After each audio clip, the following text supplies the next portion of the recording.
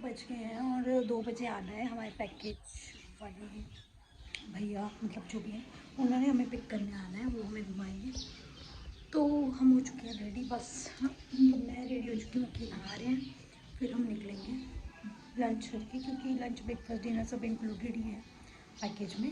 Breakfast हम कर चुके थे सुबह आते ही, अब हम लंच करेंगे, फिर हम निकलेंगे सेलुलर जेल की तरफ।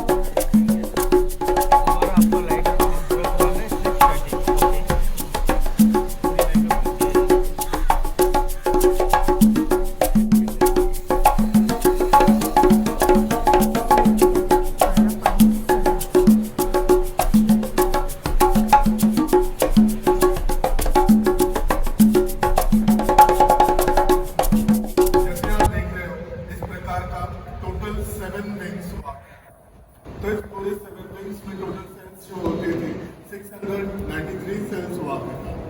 और अभी देखिए, अभी आप यहाँ पे खड़े हो, अभी आप लोग इस बिल्डिंग में खड़े हो। ये पूरा बिल्डिंग उसी समय का बना हुआ है। It is government decision. First floor office room and ground floor store room की तरह यूज किया जाता है। जब आप लोग अंदर जाओगे, अंदर एंटर करोगे, जेल का जो पहला पॉइंट रहेगा हैंगिंग प्लेस फांसी है। ये देखने के बाद कंडेम सेल, वीर सावरकर जी का सेल, जेल वर्कशॉप। इस वर्कशॉप में आपको ये दिखाया गया ब्रिटिश टाइम में उन फ्रीडम फाइटर्स को कैसे काम करवाते थे, क्या उनको पनिश किया जाता था। कुछ मॉडल, कुछ स्टैचूज आपको इस वर्कशॉप में दिखाया गया। तो ये सारे कुछ देखते हुए आप जाओगे सबसे टॉप पॉइंट वॉच टावर, जो कि यहाँ से 2 गार्ड खड़े होते थे और पूरी जेल की यहाँ से वॉच करते थे। एंड यहाँ से आप अभी जाओगे, पूरा एरियल व्यू भी आपको यहाँ से नजर आएगा। ये watch tower, centre tower and entrance point.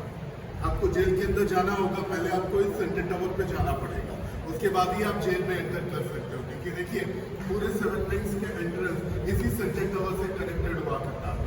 तो और कहीं से एंट्री नहीं था पूरे जेल के अंदर जाने में। देखिए, यहाँ पे हर आधे घंटे में गाइडेड टूर स्टार्ट होता है गाइड से। अगर गाइड के साथ जाते हो तो सब कुछ दिखाता हुआ, एक्सप्लेन करता हुआ आपको टॉप तक ले जाएंगे। बट गाइड यहाँ पे टाइमिंग हर आधे घंटे में जाता है। जैसे एक गाइड ऑलरेडी जा चुका है, दूसरा गाइड अभी स्टार्ट करना है। गाइड के साथ जाना है, गाइड के साथ जेल घूम करा जाएगा। अगर ये म्यूजियम आप देखना चाहते हो, वापस आते वक्त भी देख सकते हो। वैसे यहाँ पे जो भी इंफॉर्मेशन दिया गया, ये सारे कुछ गाइड आपको अंदर स्पॉट पे एक्सप्लेन करेंगे। तो आइए, जिनको गाइड के साथ जाना बाहर आ जाएगा। अभी गाइड सर्विस स्टार्ट हो रहा है। सर आइए सर। है कुछ स्वतंत्रता सेनानियों की आत्मकथा और उनके समर्पण की कहानी।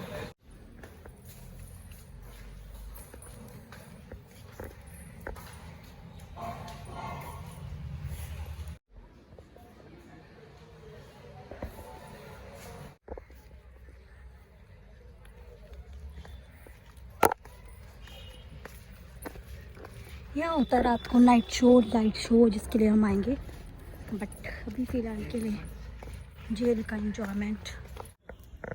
पूरी रात बिजनेस को ऑयल निकाल के देना होता था। आपको भी निकालना ऑयल? हाँ, मारेंगे पकड़ के।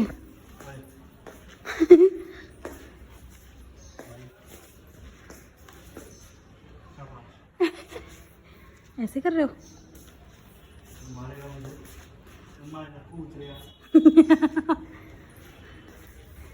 ऐसे करते हैं।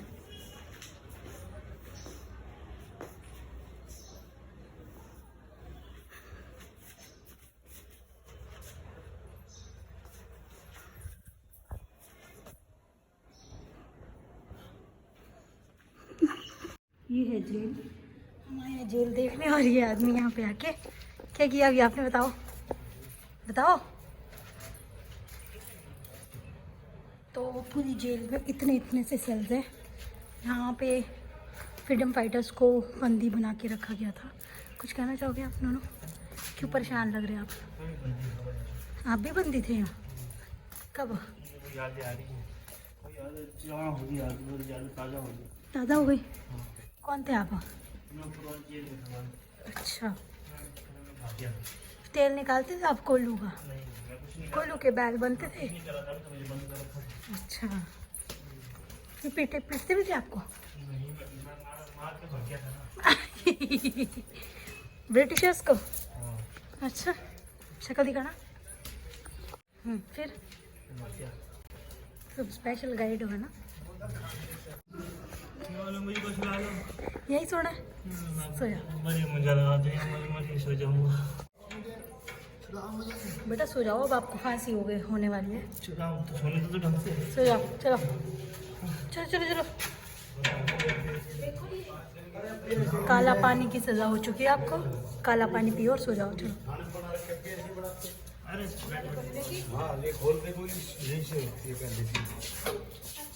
कर दो, बंद कर देना।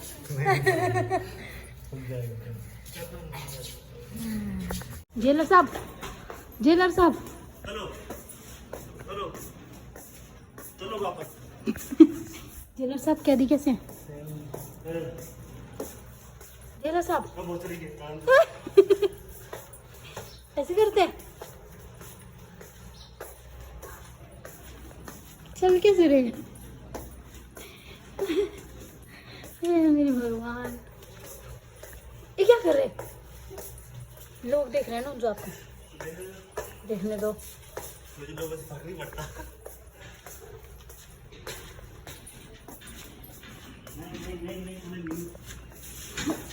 जेलर साहब आ गए।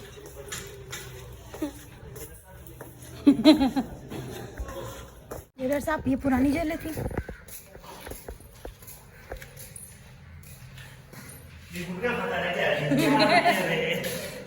क्या कैदी बनेगा रे तू? क्या कैदी बनेगा रे तू? जो पुरानी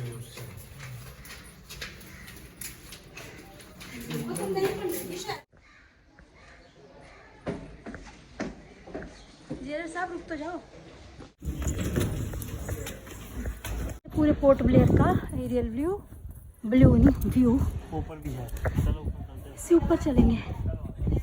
चलो चलो चलो चलो चलो चलो। हाँ, मेरा ऑफिस था यहाँ, सारी जगह पूरे जेल पे, यहाँ पूरे पोर्ट ब्लेयर पे। बाइनोकुलर लेके ना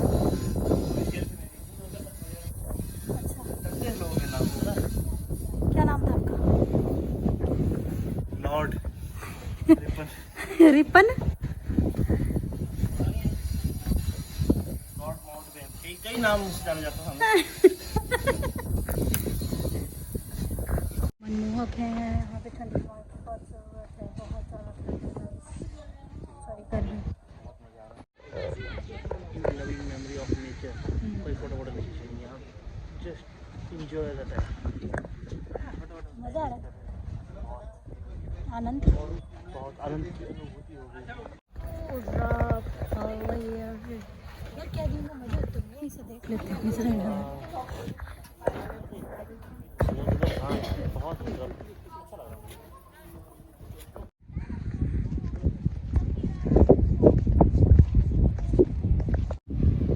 चिल्ला नीचे से होगा रास्ता?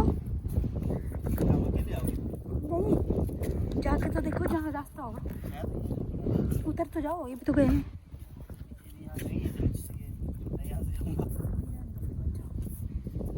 यहाँ से मत कूदना आप,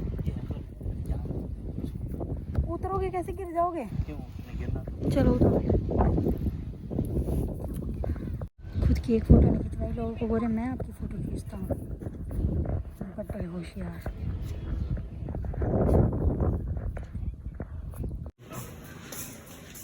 यार आप ना लोगों के साथ ना मजाक मत करो इधर, ठीक है ना? क्या क्या पूछा था उन्होंने? उन्होंने पूछा ऊपर क्या है, मैं कहा मस्त हवा और क्या है। तो सही से बता देते क्या है, फिर लोग पीटेंगे ना किस दिन। चलो चलो साहब यहाँ में लोगों को खाते पीना पे केला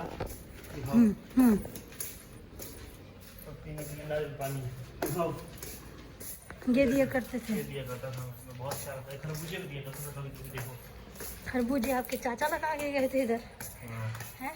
खरबूजे भी देखो लगाए हुए मैंने यहाँ, सब मेरे दिए हैं यहाँ, पता है। ठीक है, चरण कहाँ है आपके? यहाँ दो क्या हो? पानी पियो, जब डॉक्टर करने के लिए पियो तो उसको बोलो ब्रश, मैं तो कभी कह दिया जैसे आपका बहुत क्या हुआ, ब्रश करवा के खाना होता है।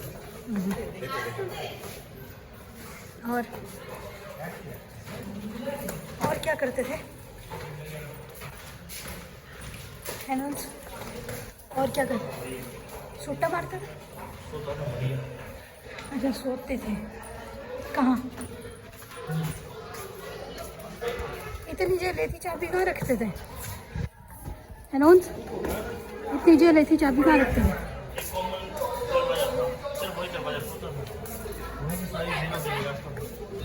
अच्छा कहाँ है वो कॉमन दरवाज़ा?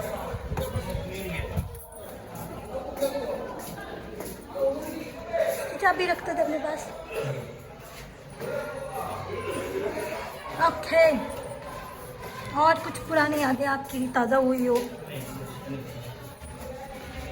मैं बहुत करूर होता हूँ।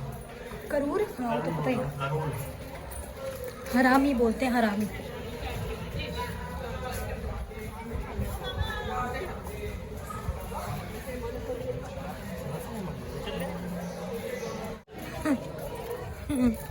पीने का पानी है, नारियल पानी नहीं।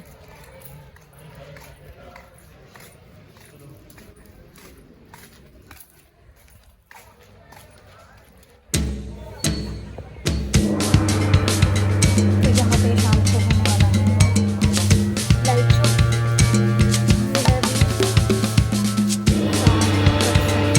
अलग से बनाया है।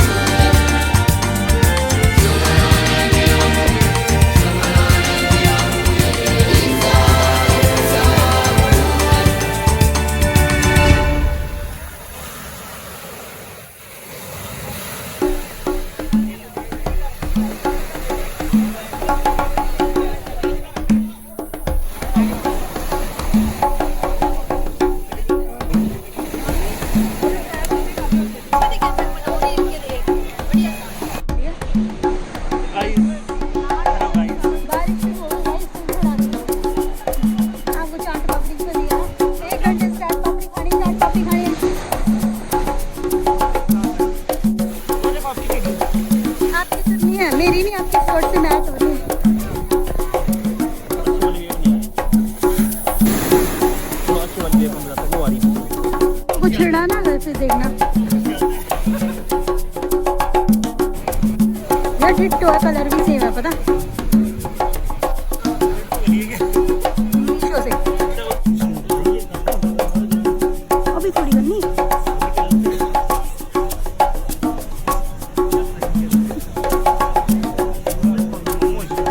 मैगी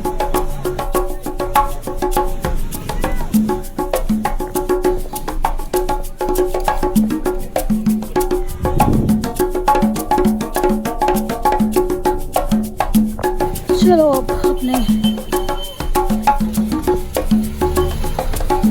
वापस चलते हैं सेलुलर जेल। वहाँ पे होना है night show, light show something कुछ ऐसा ही।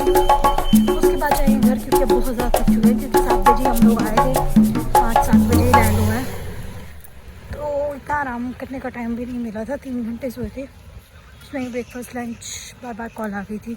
ब्रेकफास्ट लंच भी किया, तो उसके बाद से हम घूम रहे हैं। तो अब जल्दी चले जाएंगे, उसके बाद नाइट शो अटेंड करने के बाद सोएंगे।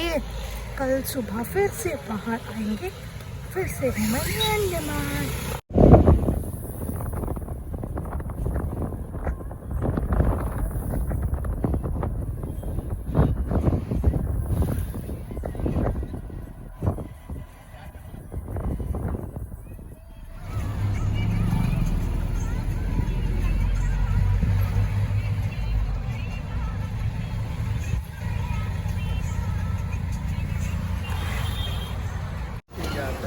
क्या किया आपने? पहुँच गए? नहीं कैसे गया साइड कर दूंगा तुमको। फिर मैं ना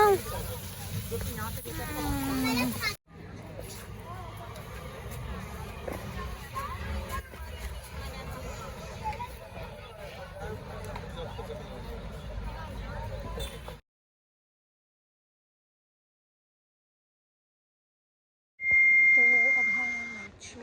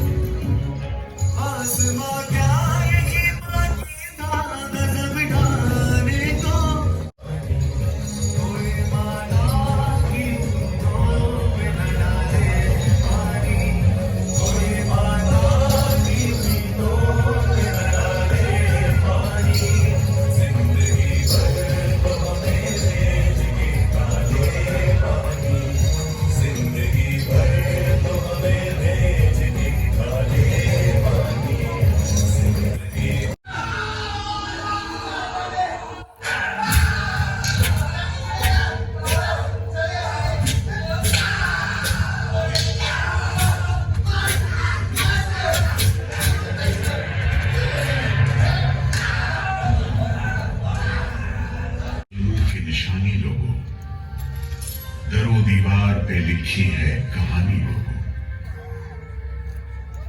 कहां से शुरू करूं ये कहानी? जुल्म सितम की ये दास्तान, आजादी के परवानों की वीरता और त्याग की गाथा। मैं जो एक रूह, आत्मा, उन तमाम लोगों की जिन्होंने अपने खून पसीने से, अपने बलिदान से, जान की कुर्बानियों से इस मिट्टी के जर्रे जर्रे को आजादी का तीरथ बना दिया। मैं गवाह हूं उस जुल्म का जो यहां आदम के बेटों ने आदम के बेटों पर बेरहमी से ढाई। सदियों से मैं इसी जगह मौजूद हूं। मेरे सीने में दफन है वो सारी कहानियां जिन्होंने इन हरे भरे खूबसूरत टापुओं को वो खौफनाक नाम दिया, काला पानी।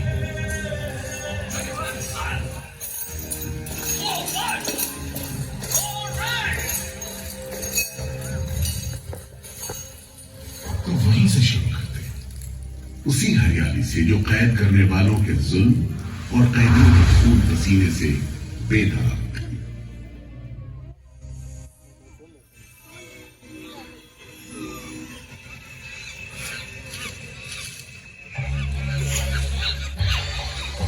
कहते हैं अंडमान द्वीप समूह का नाम रामायण के प्रतापी वानर देवता अंडमान यानी हनुमान के नाम पर रखा गया था। पुराने जमाने से यह कहानी चली आती है कि जब राम ने लंका पर चढ़ाई करने की योजना बनाई थी तो पहले इन्हीं टापुओं से धावा मारने की सोची थी, लेकिन बाद में इरादा बदलकर धनुष कोटि से हमला किया। इतिहास और पुराण में अंडमान द्वीप समूह इसी सिलसिले में याद किया जाता रहा है। उधर दूसरी शताब्दी के रोमन भूगोल शास्त्री टॉमी ने इन टापुओं को दुनिया के पहले नक्शे में जगह दी और नाम रखा एक्टिवा, एक ग्रीक गॉड एगेमेम्नॉन के नाम पर, जो भाग्य का प्रतीक है। इन टापुओं की तरफ लोगों का आना शुरू हुआ। धर्म प्रचारक, लुटेरे, बागी, मल्ला, किस्मत आजमाने को निकले जहाजी, हर तरह के लोग यहाँ आते रहे। 18वीं सदी के अंत में ईस्ट इंडिया कंपनी ने इन टापुओं पर एक बस्ती कायम करने की कोशिश की और यहाँ लेफ्टिनेंट आर्चिबाल्ड ब्लेयर को भेजा, मगर यह कोशिश नाकाम रही और अगले 60-70 बरस तक किसी ने इन टापुओं की सुध नहीं ली।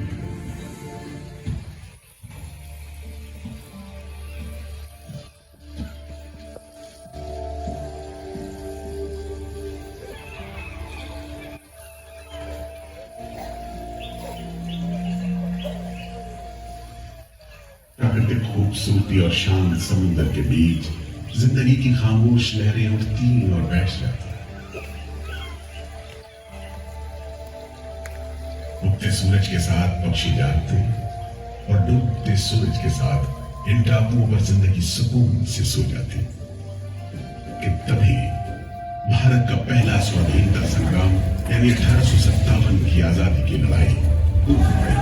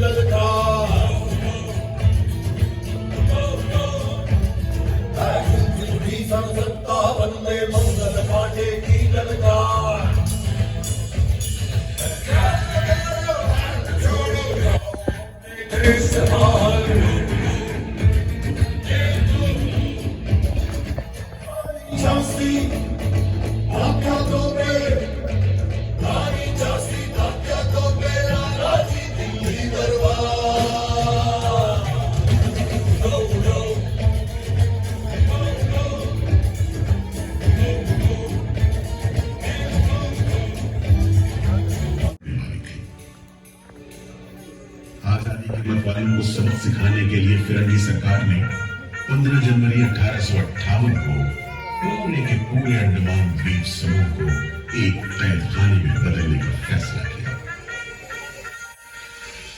His Excellency गवर्नर जनरल ने काउंसिल में ये फैसला किया है कि अंडमान आइलैंड में कैदियों की एक बस्ती बनाई जाए। इसमें शुरू में ऐसे मुजरिम रखे जाएं जिन्हें बगावत और राजद्रोह और इससे ताल्लुक रखने वाले दूसरे अपराधियों के लिए कैद या देश निकालने की सजा दी गई हो। और इस तरह अंडमान द्वीप समूह की पुरानी खाड़ी का नाम लेफ्टिनेंट आर्चिबाल्ड ब्लेयर के नाम पर पोर्ट ब्लेयर रखकर मुजरिमों की बस्ती कायम की गई।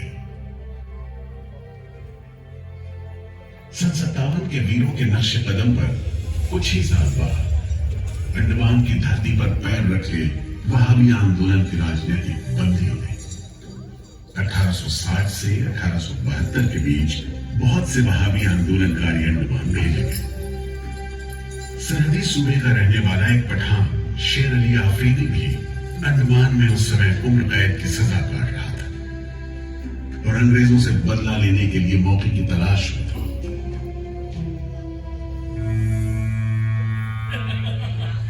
शेर अली, तुम इस भीड़ भाड़ में कैसे? ओए, हम सुना है फिरंगी का लाट साहब भी इधर आता है। हम भी देखने आया है जुल्म करने वाले का सरदार कैसा दिखता है।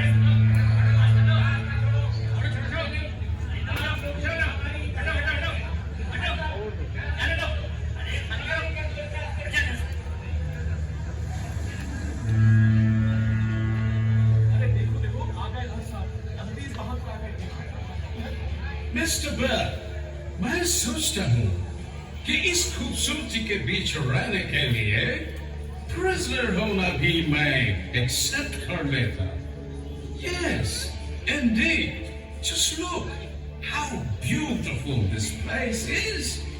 ये प्रिजनर लोग इस खूबसूरती को नहीं देखते, वरना इस टापू को प्रिजन नहीं स्वर्ग समझते। यस सर, आप ठीक कहते हैं। इधर आइए प्लीज। हम तुमको खत्म कर देगा फिरंगी जालिम। के साथ हैवानी सुलूक किया है, हम बर्दाश्त नहीं करेंगे।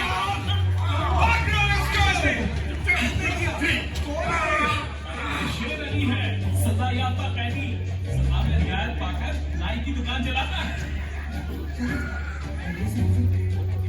जैसा कि होना था, शेर अली को फांसी हो गई।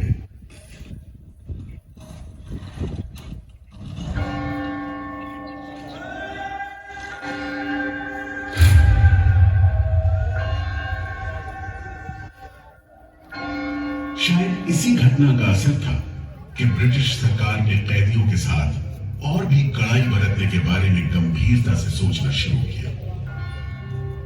नतीजे के तौर पर सन 1896 में पोर्ट ब्लेयर की खौफनाक सेलुलर जेल का काम चीफ कमिश्नर केविन और इंजीनियर मैकविन की निगरानी में शुरू हुआ। यूरेनस मक्विन, आपकी जांच पूरी हो गई? यस सर, हमने पूरा टापू का मुआयना कर लिया है। तो आपके हिसाब से जेल कहाँ बनेगी? मेरा राय भी जेल इसी जगह बने जो अच्छा रहेगा सर। इस पहाड़ी पर? यस सर, हम इस पहाड़ी को ईस्ट का तरफ ऊपर से काटकर समुद्र से 60 फीट की ऊंचाई पर मैदान बना देगा। इससे दो फायदा होगा, जेल के लिए जगह निकलेगा और पहाड़ी काटने से जो मिट्टी निकलेगा उससे हम नीचे का दलदल को भरकर ऑफिसर्स के लिए टेनिस एंड क्रिकेट खेलने का मैदान, इवन जिमखाना क्लब भी बना सकता सर। तय हुआ कि 5 लाख रुपए की लागत से पोर्ट ब्लेयर की इस पहाड़ी पर जेल बनेगा। फॉरेन कारीगरों के अलावा 600 कैदियों को काम पर लगा दिया गया। इस जेल में एक वक्त में 700 कैदियों को बंद रखा जा सकता है। योजना के अनुसार जेल के बीचों बीच एक मीनार बनाई जाती थी, जिसकी 7 दिशाओं में 7 खंड किसी सितारे की भुजाओं की तरह निकले हुए। हर खंड में 3 मंजिलें बनाई जानी थी और 7 खंड में कुल मिलाकर 698 कोठरियों का निर्माण होना था। ईंटों की ढुलाई के लिए ट्रेन की 5 मील लंबी पटरी बिछाई गई। इमारत बनाने के लिए ढेर सारे सामान बर्मा से मंगवाए गए। जेल को बनाने में कोई 3 करोड़ ईंटें इस्तेमाल की गई। इंसानी खून पसीने की तो कोई गिनती ही नहीं।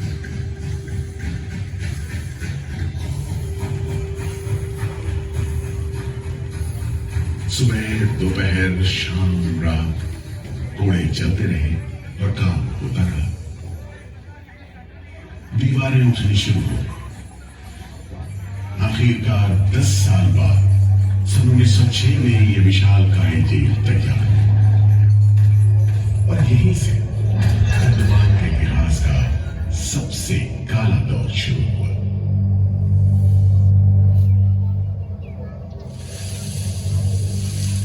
हाँ, सच कहते हो।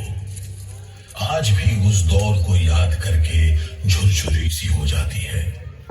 मैं पुराना पीपल का पेड़ जेल खाना बनने के इस लंबे अरसे में हर रोज अपनी जान की खैर मनाता रहा, क्योंकि इस पहाड़ी पर उगे हुए घने जंगल साफ करने के दौरान बहुत से लोग थे जिनका ख्याल था कि मुझे भी और पेड़ों की तरह काट गिराया जाना चाहिए, लेकिन मैं बच निकला। मेरी किस्मत में शायद खड़ा रहकर इस जेल में होने वाली यातनाएं देखना लिखा था। हर एक कैदी जेल के फाटक के भीतर आकर मेरी डालियों के नीचे से ही निकला है।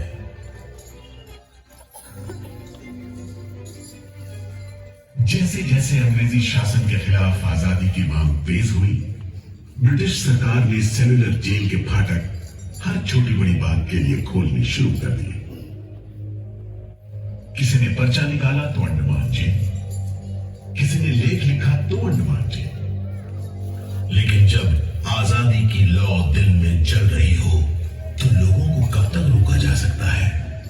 20वीं सदी शुरू होते होते फिरंगी सरकार के खिलाफ जंग में तेजी आ गई। अलीपुर षड्यंत्र कांड, चटगांव डकैती कांड, काकोरी कांड, लाहौरी बम कांड, मोपला विद्रोह, नासिक षड्यंत्र, कितने मामले गिनवाए, ये सूची लंबी है। लिहाजा एक नए किस्म के अभियुक्तों ने अंडमान की सेलुलर जेल में कदम रखा। ये नई किस्म थी क्रांतिकारियों की। क्या शानदार लोग थे, मस्ती में झूमते गीत गाते जेल में कदम रख रहे थे, मानो जेल नहीं मंदिर जा रहे हो। आजादी के ये परवाने देश के कोने कोने से आए थे। सरफरोशी की तमन्ना अब हमारे दिल में है, देखना है जोर कितना बाजुए कातिल में है। वक्त आने दे, बता देंगे तुझे आसमां हम अभी से। पंडित परमानंद शास्त्री, बटुकेश्वर दत्त हाजिर, सचिंद्र नाथ सान्याल हाजिर, उल्लासकर दत्त हाजिर, पृथ्वी सिंह आजाद, पृथ्वी सिंह आजाद हाजिर। हर आदमी के दिल में स्वाधीनता की लौ जल रही थी। इस जोत को बुझाने का काम ब्रिटिश सरकार ने जिस अफसर को सौंपा वो था सेलुलर जेल का जेलर डेविड बेरी। जमादार जी हुजूर, नया कैदी लोग आया? जी सरकार, सभी लाइन से खड़े हैं। ठीक है, सुनो, इनसे कह दो कि इस जगह पर हम शेर को पालतू बनाता है। तुम जेल का दीवार देखता है, जानता है इसको इतना नीचे क्यों बनाया? इधर से कोई भागने को नहीं सकता। यह सब तरफ 1000 माइल्स तक पानी है और ऊपर खुदा है, और तुम हमको देखता? हम इधर का खुदा है, डेविड बेरी। Get it? ये गर्मी, सीलन भरी बदबूदार हवा में कैदियों का बंदी जीवन शुरू होता है। बेड़ियों की आवाज, वार्डनों की गाली गलौज और मार खाते कैदियों की चीख पुकार से गूंजते कोठरियों का दम घुटू माहौल कड़े से कड़े इंसान को तोड़ने के लिए काफी था। लेकिन इन कोठरियों में ऐसे बंदी भी आए जिन्हें ये माहौल हताश करने के बजाय जुल्म का मुकाबला करने की प्रेरणा देता रहा। वीर विनायक दामोदर सावरकर, ये नाम ऐसे ही बंदियों में बड़े सम्मान के साथ लिया जाता है। जयोस्तुते जयोस्तुते जयोस्तुते जयोस्तुते जयोस्तुते जयोस्तुते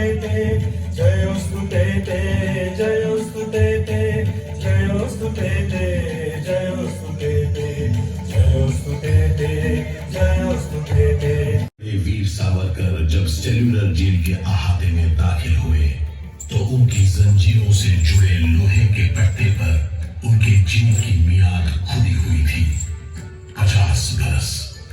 24 दिसंबर 1910 से 30 दिसंबर 1960 तक। विल सावरकर, तुमको 2 बार का उम्र कैद का सजा मिला है। 50 बरस बाद सरकार तुमको छोड़ देगा। मिस्टर बेरी, तुम्हें विश्वास है कि तुम और तुम्हारी सरकार 50 बरस यहां रह पाएगी? सावरकर को इस बात में भर शक नहीं था कि आजादी की जो लपटें हिंदुस्तानियों के मन में धड़क रही है उन्हें अंग्रेज अब बुझा नहीं सकेंगे और जल्द ही उन्हें जान। इसी प्रबल विश्वास के बल पर सावरकर 10 बरस लंबा अरसा सेल्यूलर जेल की एक ही कोठरी में रह सके। उन्हें बहुत ही खतरनाक कैदी करार देते हुए इतने कड़े पहरे में रखा गया था कि उनके भाई गणेश को 2 बरस तक पता भी नहीं चला कि वीर सावरकर उनके ही नक्श कदम पर चलते हुए सेल्यूलर जेल आ पहुंचे, जहां बरसों की तकलीफ है, जेलर के जुल्म है, कड़ी मेहनत और निदान धकेलापन है, जहां जिंदगी 13 फुट लंबी और 7 फुट चौड़ी कोठरी में सिमट कर रह करती है।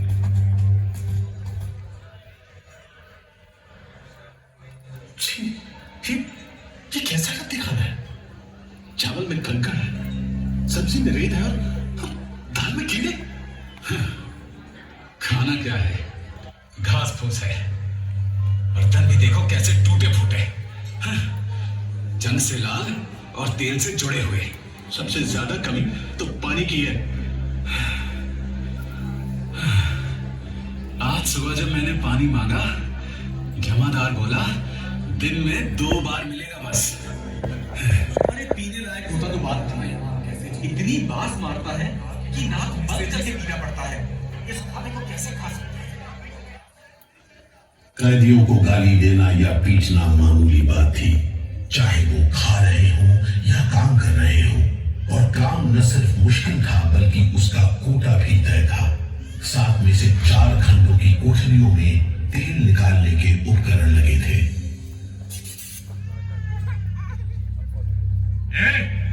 इंदु भूषण, सुधीर, हेमचंद, तुम लोग इधर चलो, नारियल के बोरे उठाओ। हर बोरे में है 25 सेर नारियल। इन्हें पहुंचाओ तीसरी मंजिल पर। शाम तक हर आदमी को 30 पाउंड तेल निकालना है, समझे? हम इतना तेल कैसे निकालेंगे? वो मशीनें तो हाथ से चलानी पड़ती है। जबान मत लड़ाओ बदमाश। जो हाथ बम पिस्तौल चलाते हैं वो मशीन नहीं चला सकते। चलो जल्दी करो, भाग कर जाओ और काम करो।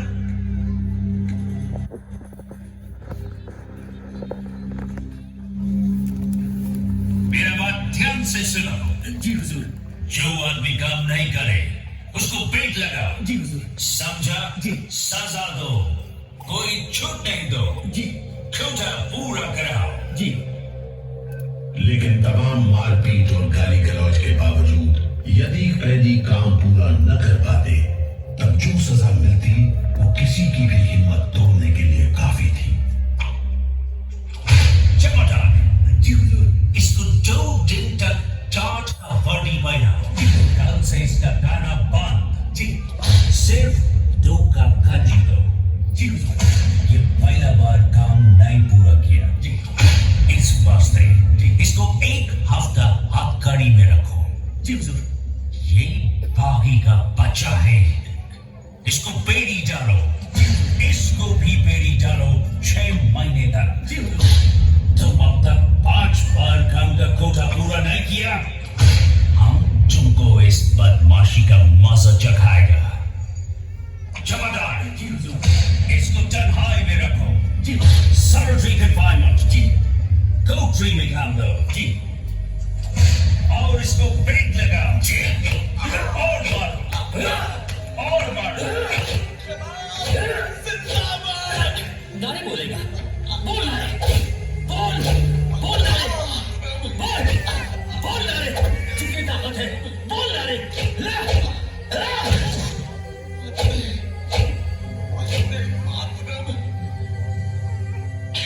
उल्हासकर दत्त ने इस सारी तकलीफ की दिल को छू देने वाली तस्वीर खींची है।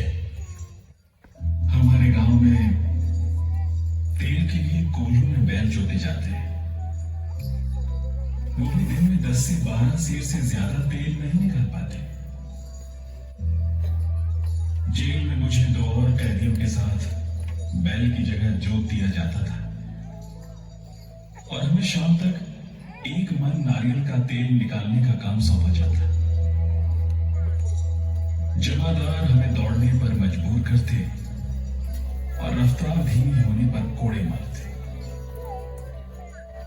हर रोज न जाने हम कितनी बार लड़खड़ाते, गिरते और मार खाते, और ये सिलसिला निरंतर चलता रहा। हुजूर, ये काम करने से इनकार करता है। क्यों काम नहीं करेगा? जैसा बर्ताव ये जमादार करते हैं उसमें मैं काम नहीं करूंगा। मारपीट और सजा का नतीजा ये हुआ कि उल्हासकर ने 7 दिन के बाद खाना पीना और बात करना भी बंद कर दिया। वार्डनों का ख्याल था कि उल्हासकर पागल होते जा रहे हैं, लेकिन जेलर बेरी ने इसे नाटक बताते हुए उल्हासकर को बिजली के झटके लगाने का हुक्म दिया, जिसके बाद उल्हासकर 3 दिन और 3 रात बेहोश रहे। उसके बाद कहीं जाकर डॉक्टर को बुलाया गया।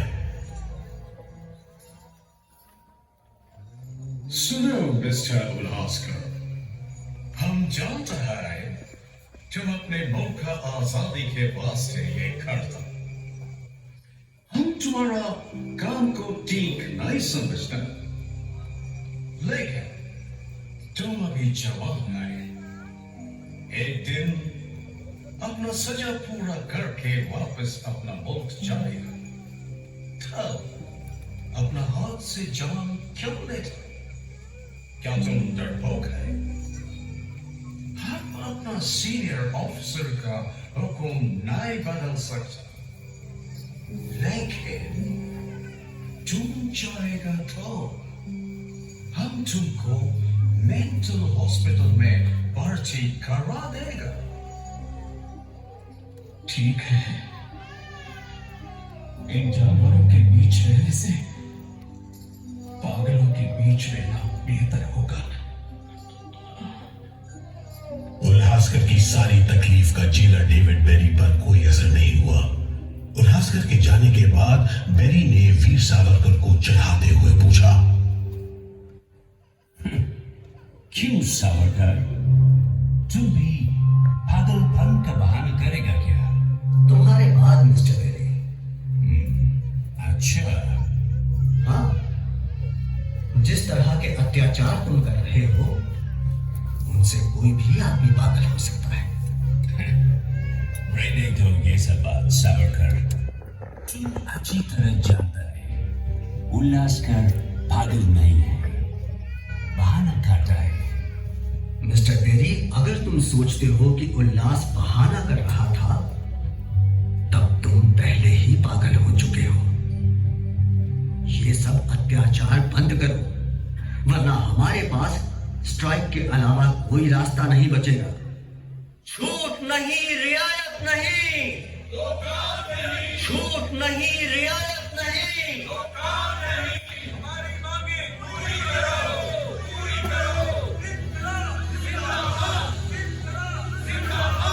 बंदियों को छोड़ दो, बंदियों को छोड़ दो। और इस तरह कैदियों ने अपना आखिरी हथियार इस्तेमाल करना शुरू किया। हड़तालों का एक लंबा सिलसिला चल पड़ा, मगर ऐसे मामलों से जेलर बेरी और उसके अमले के रवैये में कोई खास फर्क नहीं पड़ा।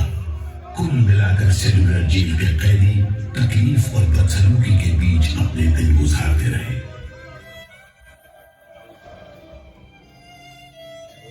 मगर एक सुख का स्मरण ना करना नाइंसाफी होगी। वो सुख था बुलबुलों की चहल मधुर स्वर उनके झुंड कल कल करते नारियल के टुकड़ों पर टूट पड़ते। गंभीर विचारों से मुक्ति पाने के लिए मैं मन को बलपूर्वक इन बुलबुलों की चहक में लगाए रखता। मैं अपनी भाषा उन्हें सिखाने में असमर्थ था। यदि सिखा पाता तो मैं उन्हें देश प्रेम के गीत सिखा देता, ताकि अगर कोई मेरी कोठरी खोजता हुआ आए तो लोग कहें कि जिसके सामने बुलबुल देश प्रेम के गीत गा रही हो वही सावरकर की कोठरी है। एक बार में 3 कैदियों को फांसी पर लटका दिया जाता। दिल दहला देने वाली चीखें निकलती, जेल का घंटा खनखना उठता, जेल की मीनार पर लगी बत्ती जलती बुझती रहती और 8 मील दूर तक खड़े जहाजों तक खबर पहुंच जाती कि फिर से कुछ कैदियों को फांसी पर लटका दिया गया है।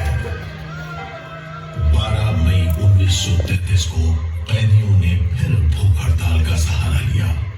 भूख हड़ताल करने वालों में सरदार भगत सिंह के बहादुर साथी महावीर सिंह भी शामिल थे। हड़ताल के 5वें दिन जब कैदियों को जबरदस्ती खुराक दी जाने लगी तो महावीर सिंह ने ताकतवर विरोध किया। जालिमों, तुम नहीं जानते कि हम कौन हैं।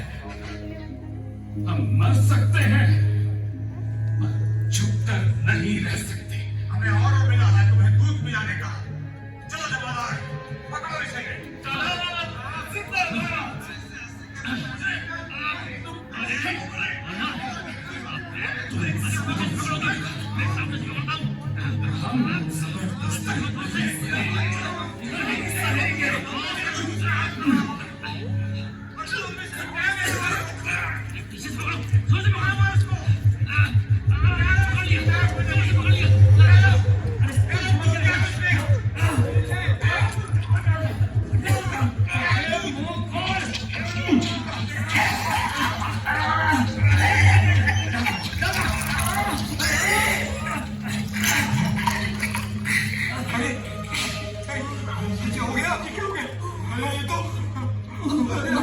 अरे इसकी दवा क्यों लग गई? अरे इसकी दवा क्यों लग गई है? अब क्या करें? लगता है दूध इसके फेफड़ों में चला गया है। क्या हो? नली निकालो, जल्दी करो, जल्दी। जी। इसकी तो सांस बंद हो गई। अब क्या होगा? होगा क्या? लाश को गुपचुप ठिकाने लगा दो, किसी को कान खबर ना। मैं तो कहता हूँ साहब, इसकी लाश को बोरे में डालकर पत्थर से बांधकर समंदर में बहा दीजिए। कैसा? ऐसा ही करो, झटपट ले जाओ उसे, झटपट ले जाओ। लेकिन ये खबर छिपी नहीं रह सकी।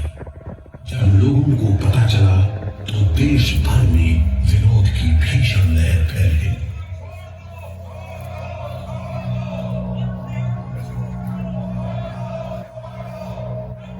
और 45 दिन बाद 26 जून 1933 को जेल अधिकारियों ने हथियार डाल दिए। लेकिन देश अभी भी गुलामी की जंजीरों में जकड़ा हुआ था। इन्हीं हालात में सन 1937 के संवैधानिक सुधार लागू किए गए और कांग्रेस ने अनेक प्रांतों में मंत्रिमंडल कायम किए। स्वाधीनता की तरफ बढ़ते कदमों में तेजी लाने के लिए अंडमान के सेलुलर जेल के बंदियों ने भी आवाज बुलंद की। बंदियों की रिहाई, स्वदेश वापसी और राजनीतिक बंदियों के लिए बेहतर सुविधाएं हासिल करने की मांग को लेकर 24 जुलाई 1937 को सेलुलर जेल के कैदियों ने सामूहिक अनशन शुरू किया।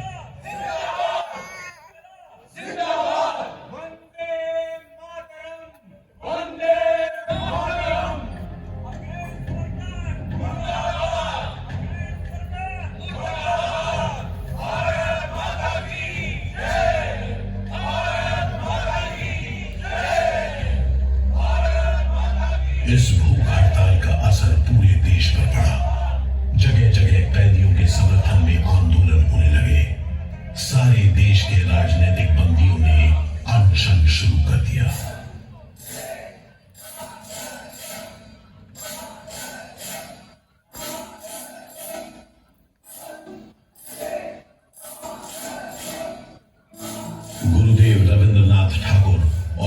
कांग्रेस की कार्यकारिणी की तरफ से जवाहरलाल नेहरू ने कैदियों से भूख हड़ताल समाप्त करने की अपील की और 28 अगस्त 1937 को गांधी जी ने सेलुलर जेल के बंदियों को तार से संदेश भेजा। मैं गुरुदेव रविंद्रनाथ टैगोर और वर्किंग कमेटी की राय में अपनी अपील भी जोड़ना चाहता हूं। आप सब हड़ताल वापस ले लें और हम पर भरोसा रखें। हम आपको राहत दिलाने के लिए पूरी कोशिश कर रहे हैं।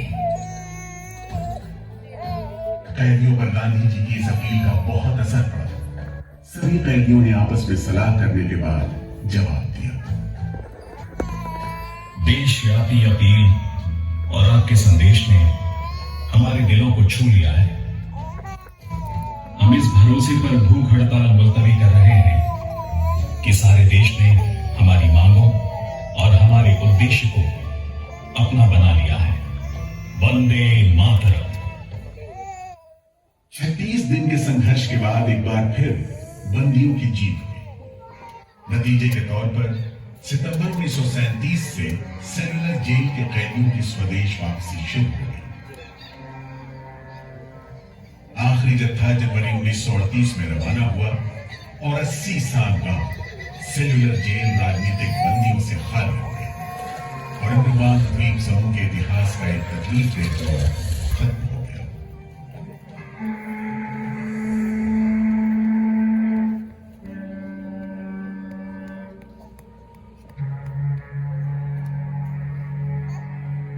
मगर एक और सालों दौर शुरू होने वाला था। 1939 में दूसरा विश्व युद्ध शुरू हुआ और 1942 में जापानियों ने अंडमान पर कब्जा कर लिया।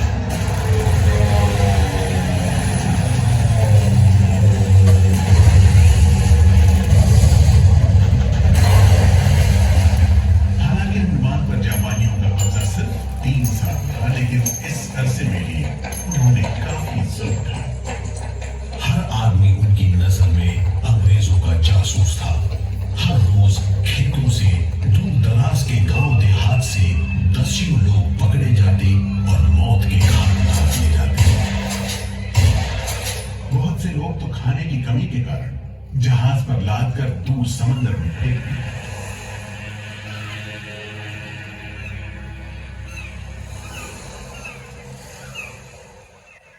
इसी दौरान नेताजी सुभाष चंद्र बोस अंडमान आए और जेल का मुआयना भी किया, मगर जापानी उन्हें जेल के उन हिस्सों में नहीं ले गए जहां वो सैकड़ों कैदियों को जासूस करार देकर तकलीफें पहुंचाते थे।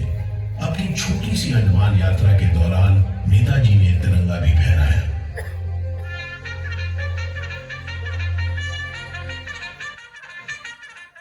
अगस्त 1945 में दूसरा महायुद्ध समाप्त हुआ और 3 साल 6 महीने 15 दिन के कब्जे के बाद अक्टूबर 1945 में अंडमान की जापानी छावनी ने अंग्रेजों के आगे हथियार डाल दिए।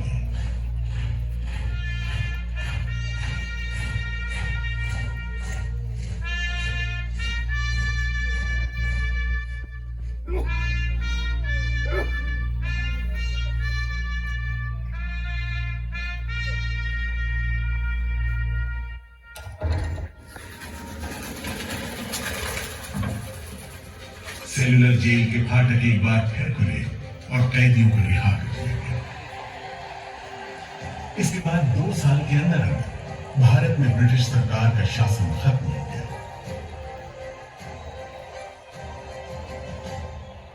अंडमान द्वीप समूह अब काला पानी के खौफनाक नाम से नहीं जाना जाता, लेकिन ये सारी तकलीफें जो आजादी के प्रेमियों ने यहां झेली, वो सारी कुर्बानियां जो देशभक्त वीरों ने यहां दी, आज भी देशवासियों के दिलो दिमाग पर छपी हुई है। इसीलिए अंडमान के भूतपूर्व राजनीतिक बंदियों के भातृत्व मंडल की इच्छा को स्वीकार करते हुए भारत सरकार ने 30 अप्रैल 1969 को घोषणा की कि सेलुलर जेल को राष्ट्रीय स्मारक के रूप में सुरक्षित रखा जाएगा। भारत की आजादी के दीवानों ने जो अमानवीय यातनाएं इस कारागार में सही, ताकि भारतवर्ष आजादी की उन्मुक्त हवाओं में सांस ले सके। उन बलिदानों को आने वाली पीढ़ियां भूल नहीं पाएंगी।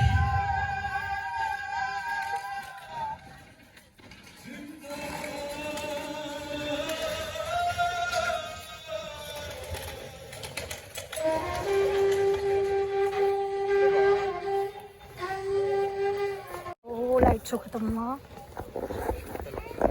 इनके रोंगटे खड़े हुए हैं, इनकी आंखों से आंसू आ रहे हैं। सच्चे देश प्रेमी। रोना नहीं, कोई बात नहीं।